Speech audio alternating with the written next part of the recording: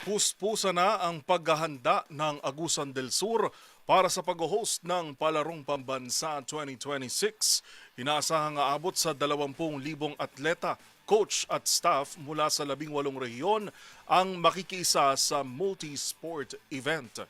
Ang mga dapat abangan sa report ni Matchpoint, Millie Borja.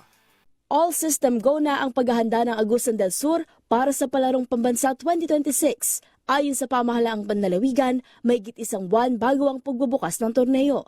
Tinatayang nasa 80% na ang kabuuang preparasyon para sa palaro na inaasahang dadalawan ng humigit kumulang 20,000 athlete, coaches, mga opisyal at staff mula sa 18 regions ng bansa. Ayon sa provincial engineer, 85% ng kompleto ang mga playing venue, habang 73% naman ang billeting quarters na target makumpleto bago matapos ang buwan. Nagtutulungan naman ang mga lokal na pamahalaan upang ma-accommodate ang mga delegates, lalo na't magkakahiwalay ang mga venue at tutuluyan sa iba't ibang bahagi ng probinsya.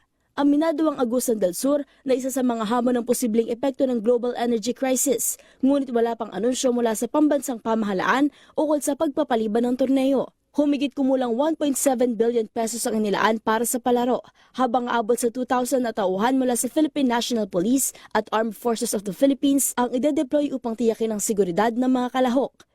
Nakatakdang buksan ang Palarong Pambansa 2026 sa May 24. At yan ang mga latest updates sa mundo ng sports. Para sa MBC TV Network News, ito si Millie Borja ng DZRH TV, una sa Pilipinas, una sa Pilipino.